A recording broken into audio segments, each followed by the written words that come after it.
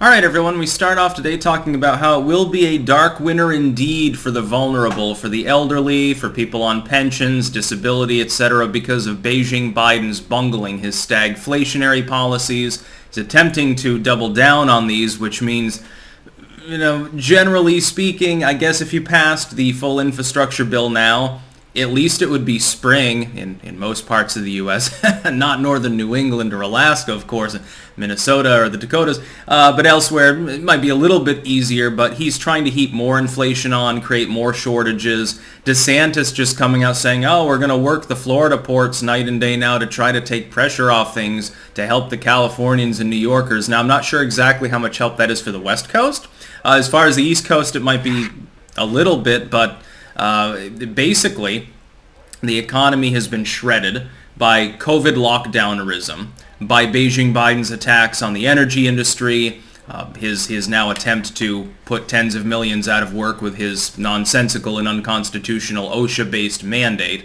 It's pointless. He doesn't understand how to run an economy. His administration is one part inept and two parts corrupt. And they're happy about this probably because, when you kill off old people and the sick and the poor and stuff, it's sort of like when Bush liked to drone people or whatever. He gets a hard-on, and I think Biden gets a hard-on from people suffering because he's a malevolent character. I realize he's demented now, but there's also an underlying mean streak of malevolence. I really genuinely do believe that. And as far as the port shortages and all of those problems, keep in mind we have a transportation secretary that's on paternal leave at the moment. We do not have an active transportation secretary and won't for some time. Very, very interesting.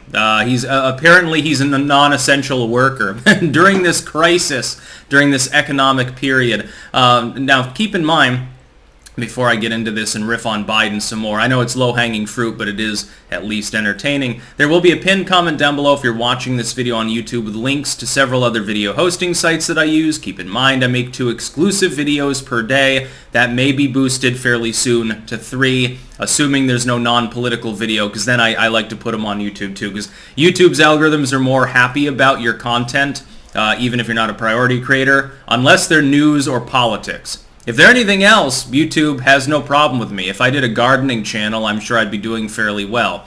Anyway, this is going to be a dark winter. One thing that I'm seeing repeated almost ad nauseum is that there is now a shortage of winterization supplies throughout the United States. The problem, people that don't winterize their houses are going to use more fuel oil. The price of both of these things has now skyrocketed. Construction supplies and caulk, if you can find it at all. If you can find some caulk, it will be considerably more expensive. You're getting some insulation. If you can find it, it'll be more expensive.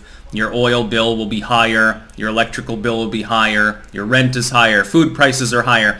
Now, this may not mean a lot to people maybe in my socioeconomic rung, because if things rise in price, I'm like, well, that's unfortunate, but I'm still able to buy the things that I need.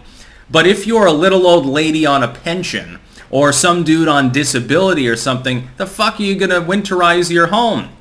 And this is going to force a lot of poorer people out of their homes. They're going to be forced to basically sell off, especially in the colder hemispheres. If I was a pensioner in like Maine right now or something, or Vermont, I'd be thinking about selling my home and renting a place in Florida. In all honesty, I'd be thinking about just fleeing. Biden doesn't care. Biden doesn't see the problem because he's insulated from it, and he's so out to lunch, probably barely even is aware that these things are happening. The other people in his administration yelling at all, these people are happy about this. This is part of the Great Reset. Force people out of their homes, kill off the old and the weak because they want more efficiency. That's what COVID was invented for. The Chinese created it to kill off a bunch of old and sick people because that would help with their demographic time bomb. They happened to scrap their 2-child policy in favor of a 3-child policy mere months away from the time in which the Wuhan virology lab accidentally leaks this thing that kills predominantly the elderly and the already sick. How very, very happy it must be for the Chinese economy, especially when you can cook your numbers and report less than 1/10 of the actual total deaths from the virus that you helped to engineer. Using in part, by the way, money supplied by various U.S. tech firms and the U.S. government under Obama, overseen, of course, in part by then Vice President Joe Biden. If you think that this is a conspiracy theory, you should look up the Gulf of Tonkin, the redacted 9/11 report, or basically any other so-called conspiracy theory that ever was conspiratorial until it was later proven at least to be partially correct. This is going to kill off an enormous number of old people. It happens every year anyway. Little old grandma, oil heater stops working, and she dies. Runs out of food, and she dies. Has to choose between food and pills, says, well, I'm pretty hungry right now, and dies. This happens in the United States because of bad fiscal policy. Prices, we're talking about this inflationary cycle. And Beijing Biden, as though the prices weren't already astronomically overcalculated. They've been inflating excessively for decades. They were already too high. The price of virtually every good and service that didn't involve the internet, which is where you have at least a sub-free market, and therefore things are more efficient, they're less taxed, and less intruded into by government regulation. That's why the internet has worked so well. That's why people like me have been able to fucking get ahead. You can't do that in brick and mortar at this point. You can't work over the brick and mortar publisher. You got $500,000 to invest to get the building, to get all the supplies, to work around all of the bizarre laws with regulations with regards to zoning and shit, employers, their various rights, so-called, that are enforced, of course, in small businesses, not so much if you're Walmart. Yeah. Or you can just set up a web store. Which one is easier and more free market? It's going to be a really dark winter. Biden was correct, but he just got the wrong winter. Last winter, he was all worried about things. The actual number of COVID cases and stuff, if you look at Florida and shit, they're declining fairly steeply. Florida's now in the bottom 10th as far as case totals day over day. DeSantis was correct. His non-lockdownerism worked. And that's why you don't hear as much about him in the legacy media, because he was correct, and the New Yorkers and New Jerseyans and so forth, they were wrong. Biden was wrong. He is continuing to hamper the economy. And I'm just going to say he with regards to Biden, because there's nowhere else for the buck to stop, even if I realize he's a steward who's kind of out to lunch. Really, he's like the steward of Gondor, only less coherent. I'm sure that he sees weird shit too on a regular basis when he has one of his more spastic moments. His economy is going to crush, especially the lower class elderly, in places exactly like where I'm from.